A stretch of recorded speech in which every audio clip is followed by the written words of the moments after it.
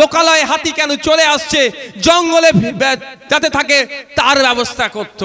অপদার্থ মন্ত্রী এখন তো জেলে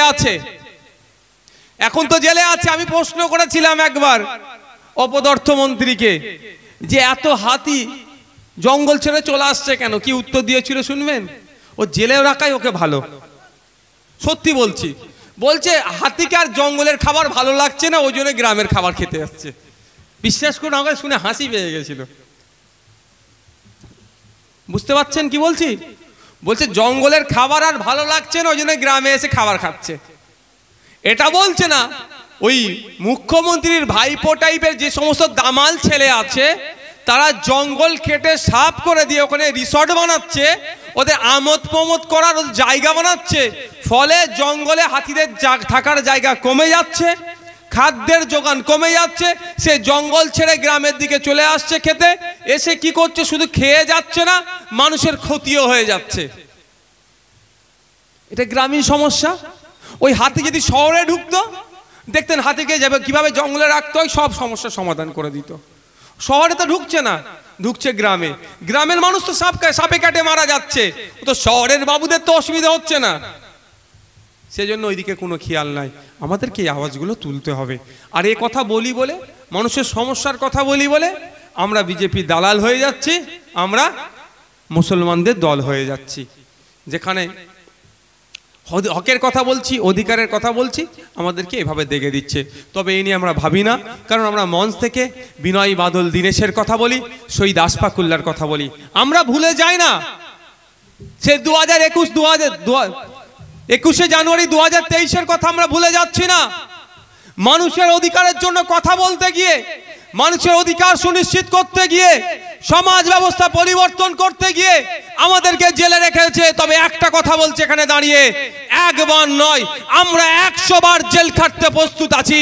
সমাজ ব্যবস্থা পরিবর্তনের লক্ষ্যে যেটা নেমেছি তা থেকে পিছপা হব না। আমরা মঞ্চে দাঁড়িয়ে সেই স্বাধীনতা সংগ্রামীদের কথা বলি। মাত্র 18 বছর বয়সে আপনার ক্ষুদিরামের কথা বলি, শহীদ হয়েছে দেশের জন্য। 19 বছর বয়সে প্রফুল্ল চাকি শহীদ হয়েছে। 22 বছর বয়সে প্রীতিলতা শহীদ হয়েছে। 25 বছর বয়সে বিরসা মুন্ডা শহীদ হয়েছে। 27 বছর বয়সে ভগৎ সিং শহীদ হয়েছে। এমন করে 30-এর কোটা পার হয়নি, আপনার আশফাকুল্লাহর মতো লাখো লাখো যোদ্ধারা দেশের জন্য শহীদ হয়েছে। তাদের উত্তরসূরি আমাদের মধ্যে প্রয়োজন আছে। আমাদের সমাজ থেকে আমরা আবার নতুন করে প্রফুল্লকে খুঁজছি, প্রীতিলতাকে খুঁজছি, আশফাকুল্লাহকে খুঁজছি, ভগৎ সিংকে খুঁজছি, বিরসা মুন্ডাকে খুঁজছি। আজকে খুবই প্রয়োজন আছে। তাদের আত্মত্যাগ, তাদের আত্মবলিদানের ফলে স্বাধীন দেশ পেলাম, সংবিধান পেলাম। কিন্তু আজকে অপদার্থ সরকার স্বাধীন দেশে এবং সংবিধানের ওপরে যে আমাদের অধিকার আছে সেটাকে কেড়ে নেওয়ার অপচেষ্টা করছে। তো ব্যাপারটা হচ্ছে, পুলিশ এসে ঘিরে নিতে পারে, কিচ্ছু চাপ নেবে না। এটা ঠান্ডা কাল, পুলিশের যিনি দায়িত্বে থাকবেন, লিড করে একটা অফিসার, বলবেন স্যার একটু দাঁড়ান, আমি বাড়ি থেকে একটু কম্বলটা নিই। আপনাদের বলে রাখি, জেলের কম্বলে বেশি ঠান্ডা কাটবে না, পাতলা কম্বল, ঠিক আছে? দুটো দেবে, একটা গায়ে দেবে, একটা বিছানো, আর তলায় তো ঠান্ডা ঠান্ডা উঠতে পারে। একটু মোটা কম্বল নিয়ে নেবেন, নিয়ে বলুন সাহেব চলুন। যাওয়ার সময় বাড়ির লোককে বলে দেবেন আমাদের যারা নেতৃত্বরা আছে আধার কার্ড বা ভোটার কার্ডের জেরক্সটা যেন পাঠিয়ে দেয়। এটা পারবেন তো? বলে মা, মানে বাড়ির যে থাকবে বলে দেবেন আধার কার্ড বা ভোটার কার্ডের জেরক্সটা যারা নেতৃত্ব আছে ওদেরকে পৌঁছে দেবেন। আমি দায়িত্ব নিয়ে বলছি। আপনাদের বসিরহাট করতো, বসিরহাট কোর্টে আপনাদেরকে নিয়ে যাওয়ার আগে আইএসএফ আপনার জন্য লয়ার বসিরহাট কোর্টে রেডি করে দেবে। আপনি যাওয়ার আগে বসিরহাট কোর্টে লয়ার আপনাকে জামিনের জন্য প্রস্তুত নিয়ে নেবে। আপনাকে জামিন করাবো। ধরে নিলাম বসিরহাট কোর্টে জামিন হলো না, কোথায় যেতে হবে? বারাসাত কোর্টে। ধরে নিলাম ওখানেও জামিন হলো না, কোথায় যেতে হবে?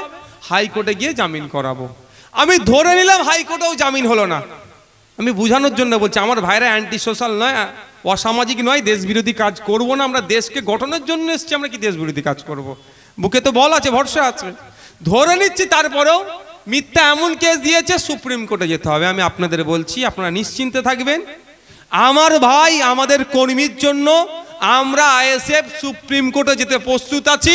সুপ্রিম কোর্টে গিয়ে জামিন করিয়ে মালা পরিয়ে ভাইকে আমি বাড়িতে পৌঁছাবো। আমরা তারপরে কি করব? কেস তো চালাবো, ছেড়ে দেবো নাকি? জামিন করে চুপ থাকবো নাকি? মিথ্যা কেস কতদিন চলবে? খুব বেশি 5 বছর, 4-5 বছর। কেন এভিডেন্স, কোর্ট ওই নানি দাদির গল্প শুনবে না। ওই অভিষেক বাবু যে বলেছিল সুপ্রিম কোর্টে ওই অমিতা সিনহা আমার না কেস দেখে, আইনের চর খেয়ে মুখ ফুলিয়ে চলে এসছে। মানে নানি দাদির গল্প, অমুক না আমার কেস দেখে। আরে মানে কি, সব জায়গায় প্রভাবিত করার চেষ্টা, ওখানে চলে না। নানি দাদির গল্প চলে না। আমাকেও যখন অ্যারেস্ট করেছিল কোর্টকে তিন মানে শাসকের যারা পিপি ছিল অনেক কথা বলেছিল আমার সম্পর্কে, বলেছে নাকি আমি পুলিশকে মারতে বলেছি। বলো কি প্রুফ আছে দেখাও। আর যে ভিডিওটা চালিয়েছে সেখানে আমি আমার বলছি পুলিশ আমাদের বন্ধু, ওদের সহযোগিতা করবে। আমি শুনলাম পরে, আমি তো তখন জেলে ছিলাম। এক অ্যাডভোকেট বলছে ভাইজান ওরা ভিডিও দিয়েছিল যে পুলিশকে মারার জন্য নওশাদ সিদ্দিকী বলছে, আর সেই ভিডিওটা যেটা বাসছে সেটা নাকি আমি আবার নাকি ওখানে বলছি পুলিশ আমাদের বন্ধু, ওদের সহযোগিতা করবে। আর বাস্তব পুলিশ আমাদের বন্ধু। এটা কোন থানা?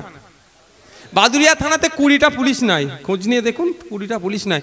বাদুরিয়াতে 4 লক্ষ মানুষ কম করে রাত্রে ওই 20টা পুলিশের উপরে ভরসা করে কিন্তু নিশ্চিন্তে আমরা ঘুমাই। তাহলে ওরা আমাদের বন্ধু। তো যদি আমাদের শত্রু হতো আমরা ঘুমোতে পারতাম? আমাদের বন্ধু। হ্যাঁ, বন্ধু সেজে যারা শত্রুতা করছে, যারা আইন ভঙ্গ করছে, তাদের বিরুদ্ধে আমাদের লড়াই জারি আছে। কটাকে কলকাতা হাইকোর্টে ডেকেছি, ওসি ওখানে গিয়ে একটা ঠান্ডা মেরে গিয়েছে, আরও কটা যাবে। আপনার এলাকার কেউ যদি কোনো পুলিশ আইন বহির্ভূত কাজ করে, আইন হাতে আপনারা তুলবেন না, ও তাকে কিভাবে কোর্টে নিয়ে যে হাজির করতে হয় আমাদেরকে জানাবেন, আমরা করব। কিন্তু কেউ আইন হাতে তুলবেন না, তারা আমাদের বন্ধু, আমরা তাকে করব। যেটা বলছিলাম 2 বছর 4 বছর পরে কেস কি হবে, আমার ভাইকে পুরো আমি খালাস করিয়ে নেব, অর্থাৎ পুরো মুক্ত। তারপরে কি ছেড়ে দেবো? একটু খোঁজ নিয়ে দেখে নেবেন। কারণ আমি মিথ্যা মামলা করলে মানহানির মামলা হয় একটা, ঠিক আছে? আমার ভাইকে তুলে জেলে নিয়ে গেছিলে, আমার ভাইকে ডিস্টার্ব করিয়েছে, ছুটিয়েছো, আমি ছেড়ে দেবো? ওই উকিলকে দিয়ে যে ব্যাটা মিথ্যা কেস করেছিল দাদা দিদির কথা শুনে, সেই ব্যাটার বিরুদ্ধে আমরা মানহানির মামলা ঠুকবো। মানহানির মামলা 2 রকমভাবে হয়, একটা সিভিল হয়, একটা ক্রিমিনালে হয়। একটা হচ্ছে টাকা পয়সা ক্ষতিপূরণে হয়, আর একটা জেল জরিমানা হয়। দেখবো ব্যাটা যদি অর্থশীল হয়, বিত্তশালী হয়, ওর নামে সিভিলে যাব, ওর জেল খাটানোর মামলাতে যাব। আর ও যদি গরিব হয়, ওর চুলকানি বেশি, ওকে ক্ষতিপূরণে যাব। বুঝতে পারছো না? বড় লোকের জন্য যাব জেল খাটাতে, আর গরিবের যাব ফাইন করাতে। সুতরাং যারা মিথ্যা কেস করছেন আমাদের নামে, তাদেরকে বলে দেবেন দাদা দিদির কথা শুনে কেস করছে করো, কিন্তু যখন ফাঁদে পড়বে কোনো দাদা দিদি থাকবে না। আরে যেই এই শাহজাহান শেখের কথা বলছি, বাঘ বলতো তো, আজকে দলার পাশে আছে তো। এখন দল কি করছে? ওকে পালাতে সহযোগিতা করছে, বলছে তুই পালা। বুঝতে পারছো না?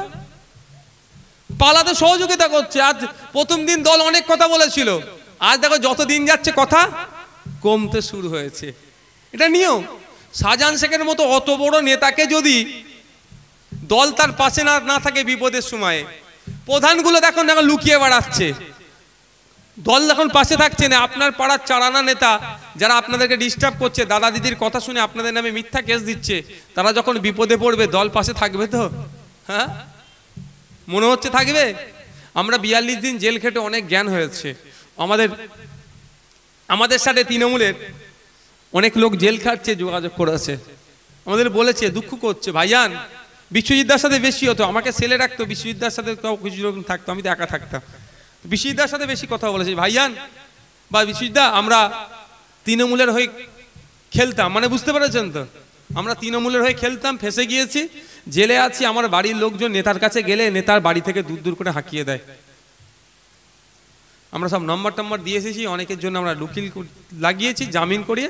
একটাই কথা, মূল স্রোতে ফিরে আসো, মূল স্রোতে ফিরে আসো। আমার হয়েও খেলতে লাগবে না ভাই, ওই খেলা বন্ধ করো। কে কাকে খেলছে? মামার ছেলে জ্যাঠার ছেলের সাথে যে খেলছে ভাই, কাকা ভাইপো, খেলা বন্ধ করো। ওদিকে শুভেন্দু অধিকারীকে মমতা ব্যানার্জি চা খাওয়াচ্ছে, কোনো সমস্যা হচ্ছে না। দিলীপ ঘোষ, কুণাল ঘোষ, সুকান্ত মজুমদার এক জায়গায় বসে কেক কাটছে, কোনো সমস্যা হচ্ছে না। আর যত খেলাকলি মারামারি ওই বুথের স্তরে কেন হবে? এটা আপনাদেরও খেয়াল রাখতে হবে। আমি অবাক হয়ে যাই, মারামারি যত বুথের লোক, আর যার জন্য মারামারি করলো দেখো সে এক জায়গায় এসি রুমের মধ্যে বসে চা খাচ্ছে। তারা যদি এক জায়গায় এসি রুমে বসে চা খেতে পারে, আপনারা পারবেন না? আমি আইএসএফের যারা আছে তাদের বলবো, এই সমাজ ব্যবস্থা আপনাদেরকে দায়িত্ব নিতে হবে। লোকালে যারা তৃণমূল করে, বিজেপি করে, সিপিএম করে, আইএসএফ করে, কারো দেখার দরকার নেই। যে কোনো নেতা হবে, সৌজন্যতার রাজনীতি আপনারা করুন, তাদেরকে চায়ের অফার করুন, ওরা যদি এসিতে খেতে পারে আপনারা নন এসিতে চা খাবেন। এটা আমি আইএসএফের ছেলেদের উদ্দেশ্যে বলে যাচ্ছি। এই সমাজ ব্যবস্থা গড়তে হবে। সকলে ভালো থাকবেন, সুস্থ থাকবেন, আবার কোনো সময় আসলে কথা হবে। তবে 21শে জানুয়ারি ভুলে যাবেন না তো, কলকাতা রাজপথে দেখা হচ্ছে তো, একদম কলকাতা রাজপথে দেখাবে। কারো কোনো প্ররোচনায় পা দেবেন না। আমাদের মিটিং করতে, আমাদের প্রতিষ্ঠা দিবস উদযাপন করতে যাচ্ছি, যাওয়ার পথে অনুরোধ করব, গাড়ি কেউ জোরে চালাবেন না, ধীরে সুস্থে যাবেন, ট্রাফিক মেনটেন করবেন, বাচ্চাদের নিয়ে যাওয়ার কোনো প্রয়োজন নয়, শৃঙ্খলাবদ্ধ হয়ে যাবেন, শৃঙ্খলাবদ্ধ হয়ে আসবেন। একদম 11টা থেকে আমাদের প্রোগ্রাম শুরু করার আমাদের ইচ্ছা আছে। বেলা ছোট, সকাল সকাল আমরা ছেড়ে দেবো। প্রত্যেকের কাছে অনুরোধ করছি, আসুন। ফ্যাসিস্ট বিজেপি, 1 মিনিট দাঁড়াবেন, আমাদের শুধু